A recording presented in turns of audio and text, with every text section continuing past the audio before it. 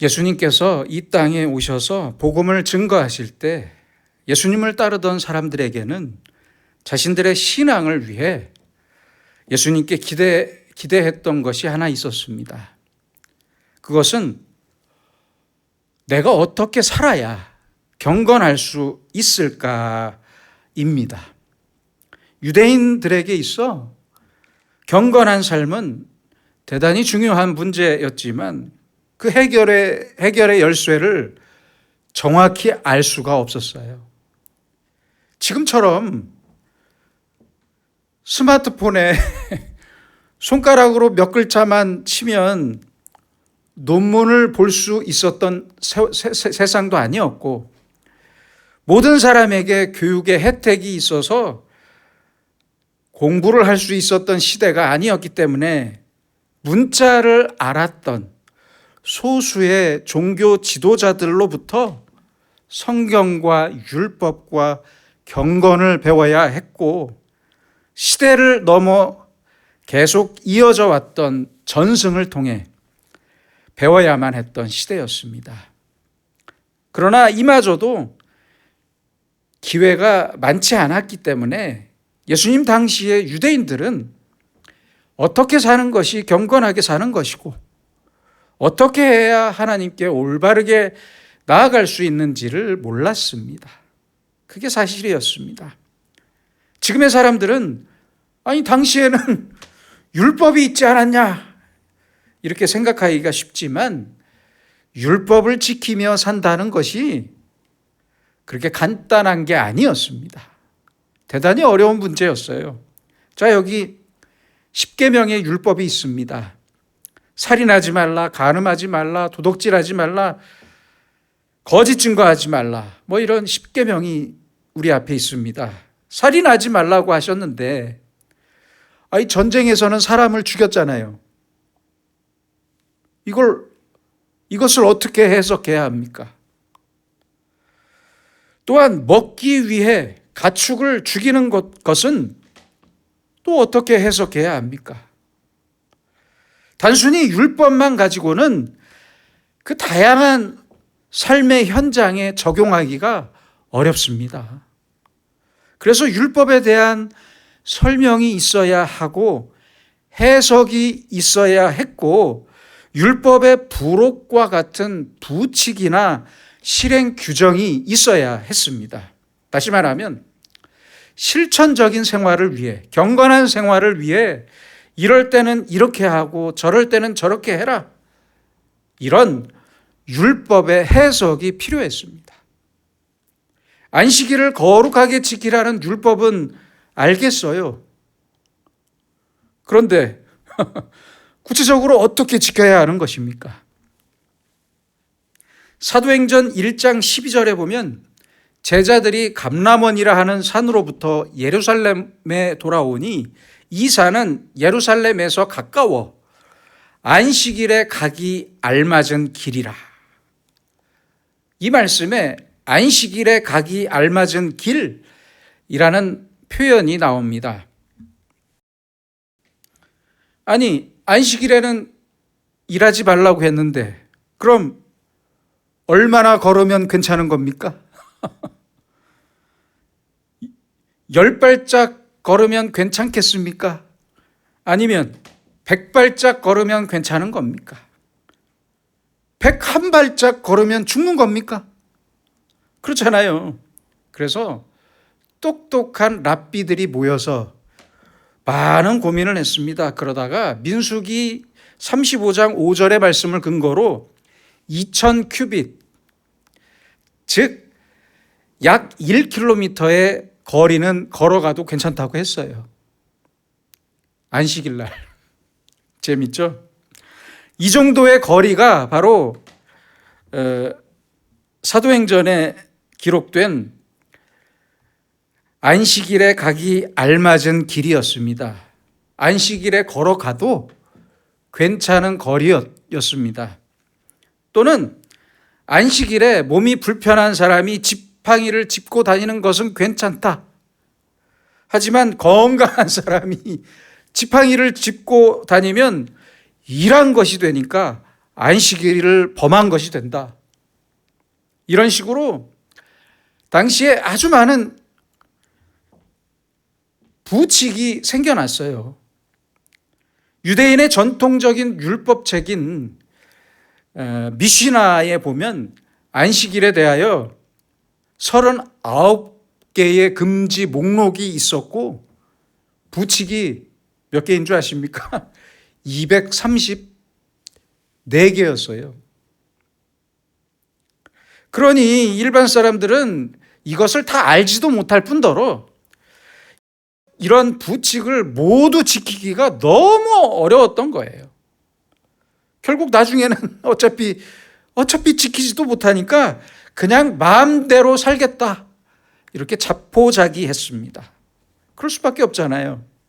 그래서 유대인들은 당시의 율법이나 종교 지도자들과 랍비들의 교훈을 통해서는 도저히 하나님께 나아갈 수 없고 율법을 통한 복을 누릴 수 없다.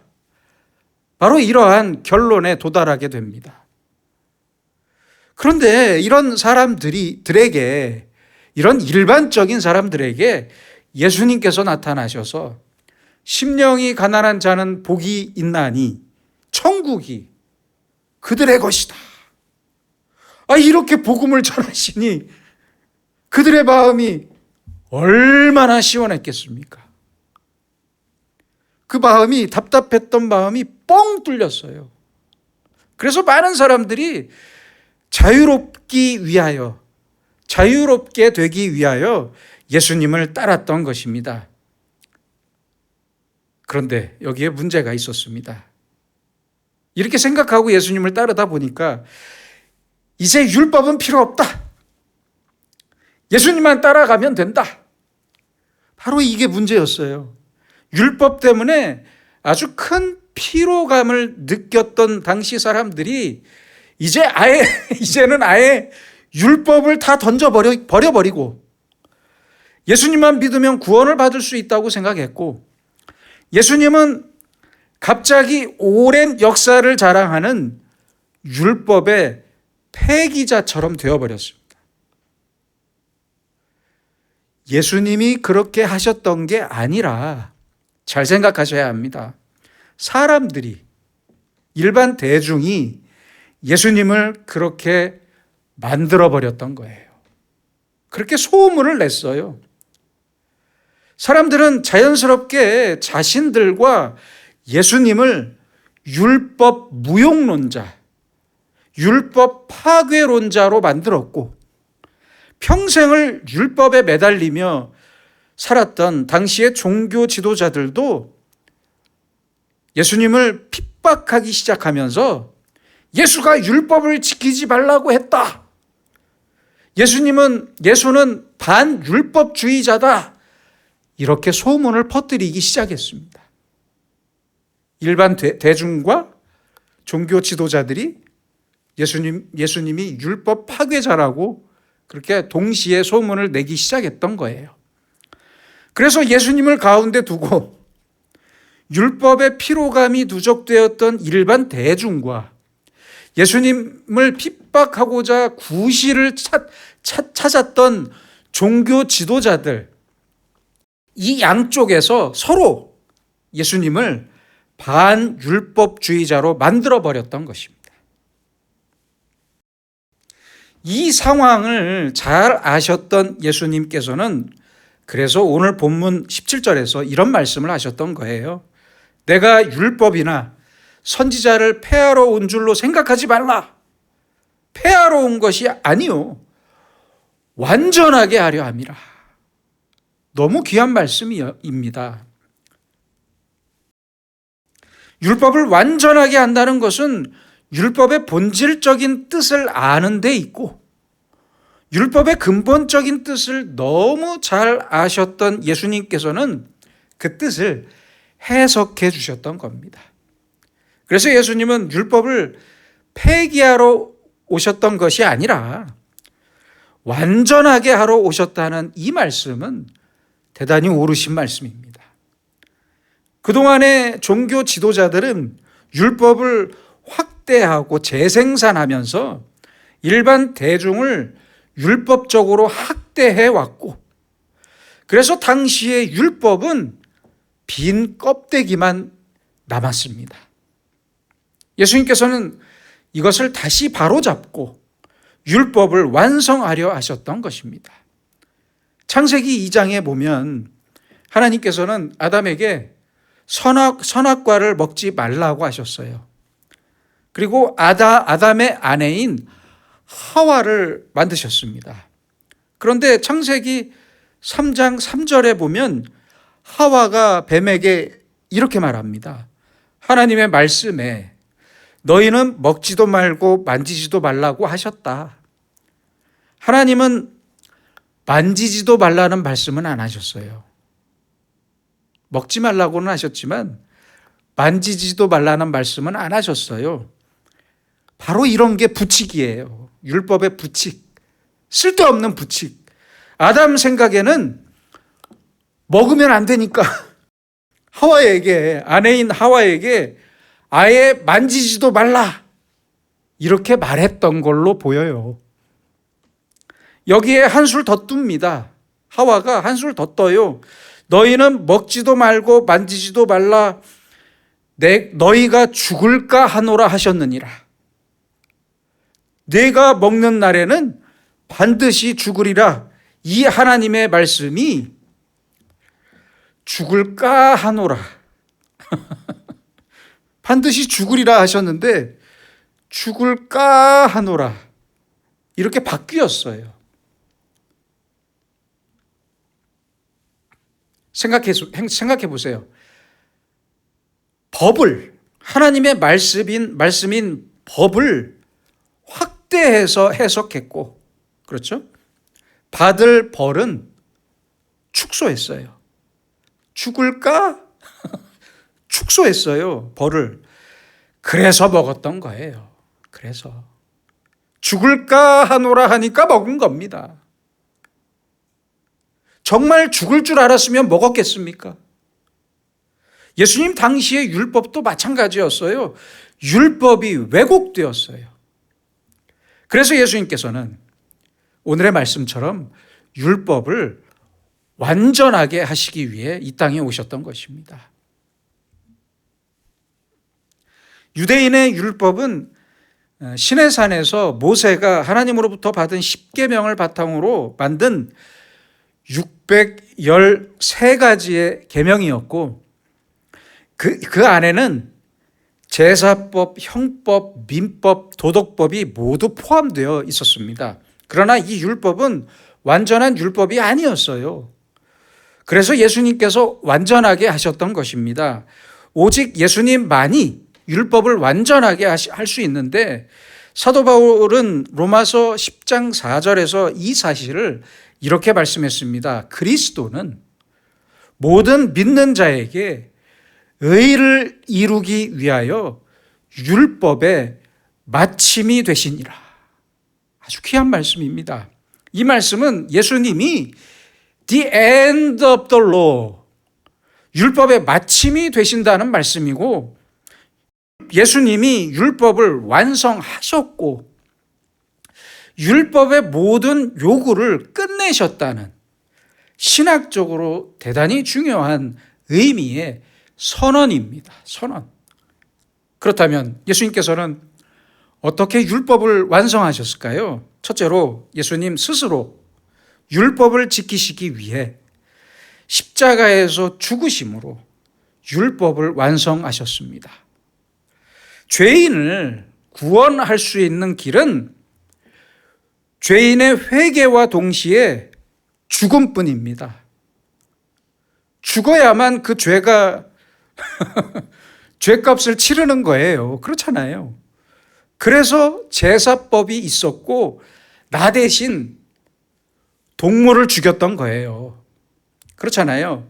이 율법의 법칙을 지키시기 위해, 모든 인간을 구원하시기 위해 예수님께서도 죽으셨던 것입니다.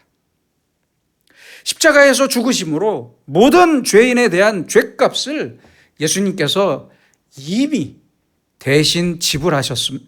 지불하셨던 겁니다. 십자가의 죽음으로 율법의 요구를 완전히 충족하셨고 완성하셨습니다. 둘째는 율법을 올바르게 해석하셨습니다. 사람들이 자기들 마음대로 이렇게 저렇게 만든 부칙과 쓸데없는 것들을 군더더기를 다 버리고 율법 그 본래의 근본적인 의미를 다시 세우시면서 사랑하라고 말씀하셨던 거예요. 안식일에 제자들이 이삭을 자른 것을 시비 걸던 바리새인들에게도 예수님께서는 말씀하셨잖아요. 안식일이 사람을 위해 있는 것이지 사람이 안식일을 위해 있는 것이 아니다. 얼마나 귀한 말씀입니까? 당시에. 율법은 본래부터 인간의 행복을 위해 주신 하나님의 계명인데 감사하며 지키면 그만인데 그걸 지켜서 자기의 의의를 내세우고 하나님께 보상을 받겠다는 이 오만한 생각으로 가득 찼던 바리새인들을 꾸짖으셨던 거예요. 이렇게 율법을 예수님께서는 그 본래의 뜻으로 다시 해석하셔서 율법을 완성하셨던 겁니다. 셋째는 모든 인간이 하나님의 은혜를 알고 믿어서 은혜 안에 살도록 하는 것이 율법의 완성입니다. 이렇게 예수님께서는 율법의 본래적인 의미와 올바른 해석을 가르쳐 주셨습니다. 그래서 인간이 하나님의 은혜 안에 살 수 있도록 율법의 문을 활짝 열어주셨던 겁니다. 마태복음 22장 37절로 40절에서 예수님께서는 이제 넷째로 가장 큰 계명을 가르쳐 주셨습니다. 율법을 완성하는 네 번째는 바로 이 말씀입니다. 주 너의 하나님을 사랑하라. 이것이 첫째 계명이고 둘째는 내 이웃을 내 자신같이 사랑하라. 그렇습니다. 율법의 완성은 바로 사랑입니다. 사랑. 율법의 가장 근본적인 의미는 그래서 바로 사랑이기 때문에 먼저는 하나님을 사랑하고 둘째로 다른 사람들을 내 가족과 이웃을 사랑하는 것이 바로 율법의 완성입니다. 똑똑한 사람들이 모여서 만든 613개의 계명이 필요 없어요. 그런 계명이 필요한 게 아니에요. 진정한 사랑. 이 사랑만이 율법의 시작이고 끝입니다. 율법의 모든 것입니다. 그래서 사랑의 의미가 날로 새로워져야 합니다. 타락한 사랑은 우리 그리스도인들에게 아무 의미가 없습니다. 하나님의 말씀을 통해 사랑의 뜻을 항상 새롭게 알아야 하고 사랑의 지혜도 매일 배워야 합니다. 예전에 제가 TV를 보니까요. 경상북도 상주시에 사는 한 가정이 나왔는데 그 엄마가 채식주의자예요. 그래서 남편은 물론이고 어린 아들과 딸에게 고기를 주지 않아요. 자라는 아이들이 우유나 달걀도 못 먹고 동물성 단백질을 못 먹으니까 섭취를 못하니까 키가 작고 또래들보다 키가 작고 삐쩍 말랐어요. 너무 안타깝더라고요. 그래서 제작진이 아이들을 데리고 병원에 가서 검사하니까 극심한 영양실조라고 합니다. 의사가. 생각해 보세요. 엄마니까 아이들을 사랑하겠죠. 그런데 그 사랑이, 그 잘못된 사랑이 아이들을 병들게 합니다. 병들게 했어요. 이건 사랑이 아니라 아동학대입니다. 아동학대. 그렇잖아요. 스님들도, 저 절에 있는 스님들도 어린 동자승에게는 고기를 먹입니다. 본인들이 직접 요리해서 고기를 먹여요. 이 엄마의 사랑은 사랑이 아닙니다. 그러나 자기는 끝까지 사랑이라고 말해요. 안타깝습니다. 우리는 그래서 사랑을 날마다 새롭게 배워야 합니다. 사랑의 의미를, 예수님께서 말씀하신 사랑의 의미를 다시 공부해야 합니다. 예수 그리스도의 사랑으로 우리의 사랑도 변하고 새로워지고 다시 태어나야 합니다. 거듭나야 합니다. 그래서 하나님의 사랑 속에 있는 그 풍성한 사랑의 지혜를 배워야 합니다. 그래야만 합니다. 예수 그리스도의 참된 사랑만이 율법을 완성할 수 있기 때문입니다. 그래서 하나님을 진심으로 사랑하고 정말로 내 가족과 이웃을 사랑할 때 우리에게 요구되는 율법이 완성되는 것입니다. 생각해 보세요. 진심으로 하나님과 이웃을 사랑하는 사람이, 생각해 보세요. 진심으로 하나님을 사랑하고 진심으로 가족과 이웃을 사랑하는 사람이 주의를 지키지 않겠습니까? 부모에게 불효하겠습니까? 효도하겠죠. 사랑하는 사람이, 하나님을 사랑하는 사람이 살인하겠습니까? 거짓말하겠습니까? 간음하겠습니까? 도둑질하겠습니까? 그렇잖아요. 사랑 안에는 이미 이렇게 모든 율법의 요구가 충족되어 있습니다. 또한 사랑에는 기쁨과 감사와 행복이 있습니다. 사랑하는 사람은 율법을 그래서 억지로 지키는 게 아니라 감사로서, 기쁨으로써 율법을 지킵니다. 바로 이것이 율법을 완성하는 사랑의 능력입니다. 유대인들은 율법을 지키려고 애를 썼어요. 감사가 아니라, 안타까운 것은 감사가 아니라 두려움으로 떨면서 율법을 지켰어요. 저주를 안 받으려고 율법을 지켰고 보상을 받으려고 율법을 지키기도 했어요. 더 한심했던 사실은 율법을 못 지킨 사람들을 손가락질하면서 자신은 율법을 지켰다면서 교만했습니다. 그게 바리새인들이에요. 율법을 지키지 못하는 사람들을 무시했고 멸시했어요. 너무 교만했어요. 그러나 예수님께서는 율법을 모두 지키며 살았던 바리새인들을 책망하셨습니다. 그랬잖아요. 살인하지 말라면, 아니 하나님께서 인간들에게 살인하지 말라고 하셨으면 그 살인으로부터 내 생명을 지켜주시는 은혜를 알고 살아야죠. 그렇잖아요. 내 생명을 지키기 위해, 지켜주시기 위해 살인하지 말라고 명령하셨던 것이고, 간음하지 말라면 간음으로부터 내 가정을 지켜주시는 하나님의 은혜를 감사하며 지켜야죠. 율법을 기쁨으로 지키고 그래서 감사로 지켜야 합니다. 은혜로 지켜야죠. 이렇게 진실한 사랑으로만 율법을 완성할 수 있는 것입니다. 우리를 위해 십자가에서 죽으신 예수님을 믿는 믿음으로 내 죄에 대한 확실한 용서를 받음으로써 율법을 완성하고 오늘을 하나님의 사랑과 은혜 안에 살면서 감사함으로 율법을 지키고 율법 안에 깃들어 있는 하나님의 사랑을 감사하면서 나도 하나님을 사랑하고 그 사랑으로 이웃을 사랑할 때 율법을 완성할 수 있는 겁니다.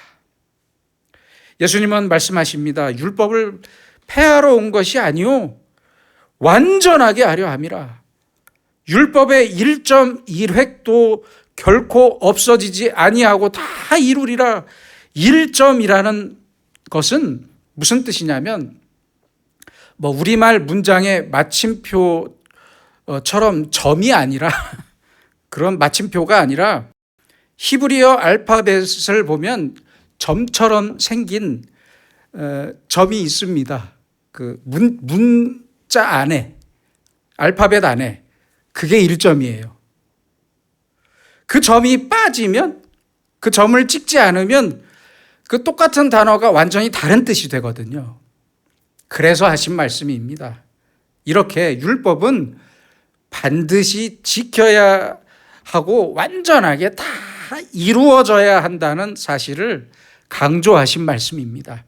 예수님께서는 이미 율법을 다 이루셨고 제자인 우리들도 율법을 이루고 완성해야 합니다. 그래서 이런 말이 있습니다. 율법을 지켜 구원을 받는 것보다 예수 그리스도를 믿고 구원받는 것이 더 어렵다. 더 어렵대요. 율법주의자들의 율법에 대한 계산법은 이렇습니다. 3가지의 죄를 짓고 4가지의 의를 행했다면 구원을 받을 수 있다. 제 얘기가 아닙니다. 저 이스라엘의 랍비들의 가르침이에요. 실제로 이렇게 말을 하고 가르쳐요.